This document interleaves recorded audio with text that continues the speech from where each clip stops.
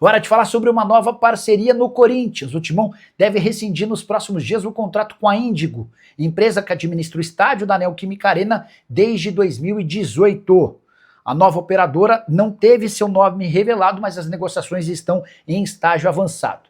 Essa empresa já se comprometeu a adiantar o dinheiro da multa rescisória de 11 milhões de reais, além de pagar um bônus ao Corinthians pelo acordo. A parceira também ficou de garantir 40% do faturamento líquido do estacionamento. Só para completar, o contrato com a Índigo é considerado lesivo pela atual diretoria. Tudo porque, entre outras coisas, a empresa ficou isenta de pagar aluguel sempre que não atingiu um determinado faturamento. Essa cláusula, obviamente, não estará presente no novo acordo. Quero falar agora sobre o Corinthians, que prepara mais cortes. Na semana passada, Alex Brasil e outros 2 funcionários das categorias de base foram dispensados. Nessa quinta-feira foi a vez de Lúcio Blanco, funcionário do Corinthians há 22 anos, ser dispensado. O Lúcio atuava como gerente de arrecadação da Neoquímica Arena, chegou a ser acusado de assédio moral, houve uma sindicância interna que não conseguiu confirmar as acusações. Ainda assim, em meio à necessidade de reduzir custos, Osmar Stabile o dispensou. E não vai parar por aí.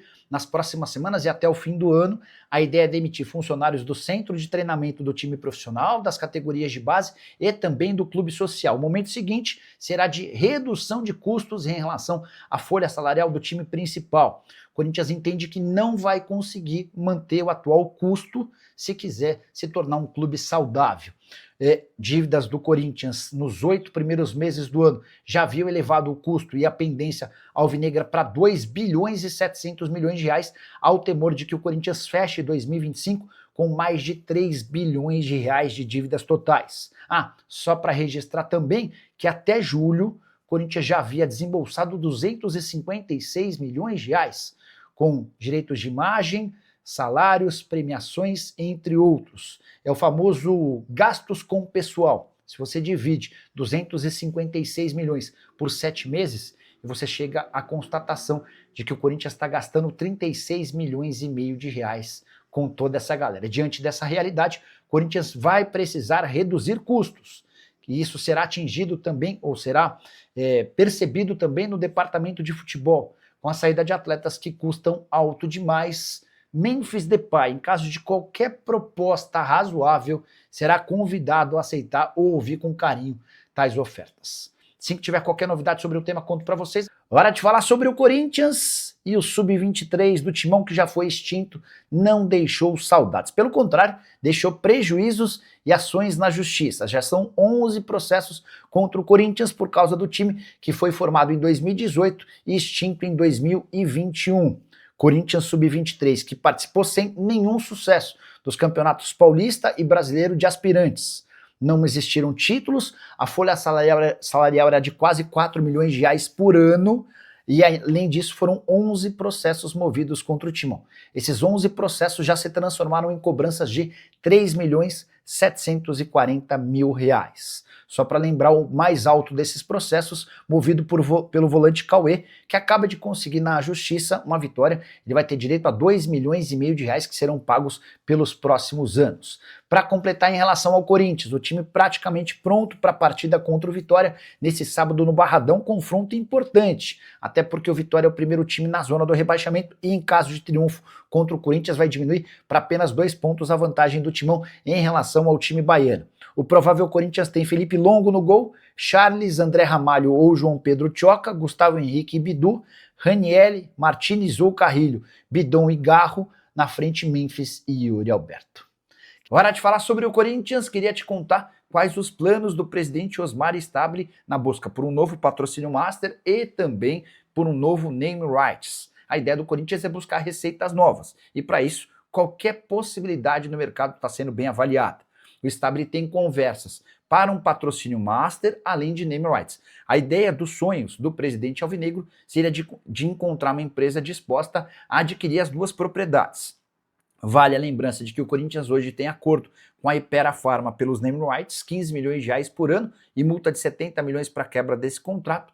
O vínculo com o patrocínio master é com a Esportes da Sorte, que paga sempre 3 milhões de reais por ano, a multa é de 30 milhões de reais. não se descarta a possibilidade de o Corinthians renovar contrato com a Esportes da Sorte em cifras e condições melhores. O Corinthians está muito incomodado com o patrocínio Master desde que o Flamengo fechou com a Betano por 268 milhões de reais, uma diferença de 165 milhões de reais por ano a favor do Flamengo, e isso tem incomodado bastante.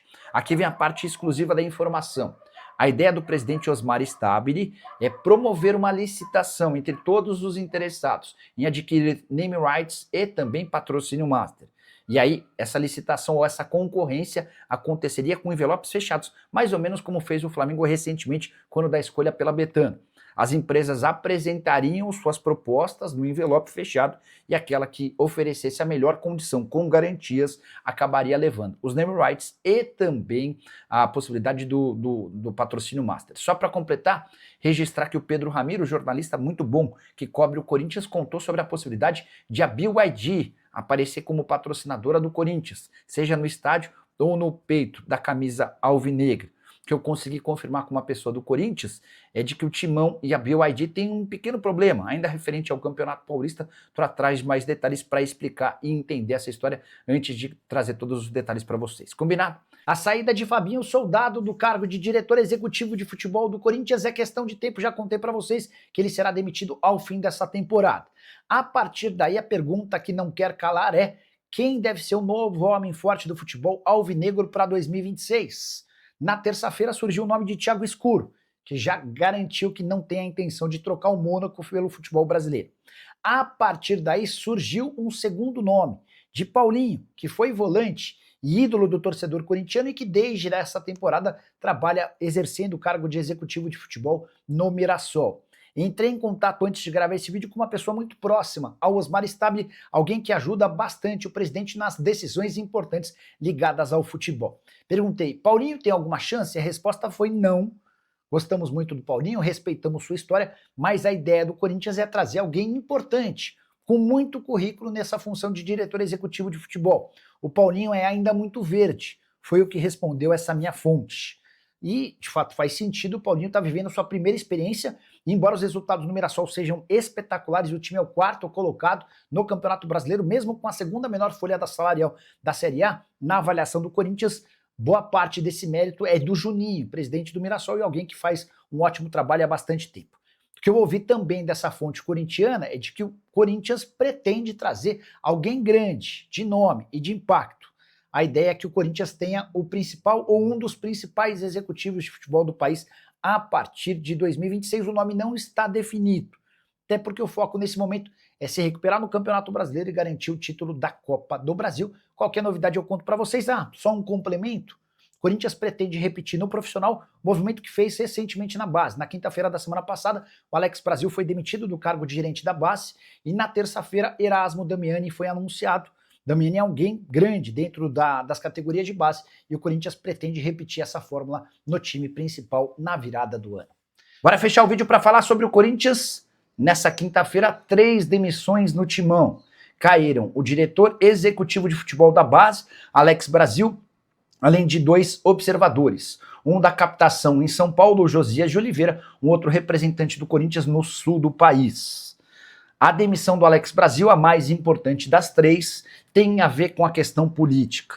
O Alex Brasil havia sido contratado pelo Augusto Melo, ex-presidente. E desde que o Osmar Stabile assumiu a presidência do Corinthians, no lugar do Augusto, existia uma pressão para que todos os funcionários ligados ao Augusto fossem demitidos. Vários caíram no primeiro momento. Por exemplo, o Chicão e o Batata, ex-jogadores do Corinthians que atuavam na base, foram dispensados no início do mês de junho. Na oportunidade era para o Alex Brasil ter sido demitido também, mas o Nenê do Posto, indicado pelo Stabile para tocar o departamento de futebol da base, quis conhecer um pouco mais do trabalho do Alex Brasil e registrou as melhores impressões possíveis. A avaliação do Alex Brasil era muito positiva, só que a pressão de conselheiros e pessoas próximas do Stabile para a demissão de todos os funcionários ligados ao Augusto Melo seguiu, e nessa quinta-feira o Stabile acabou cedendo e dispensou o Alex Brasil.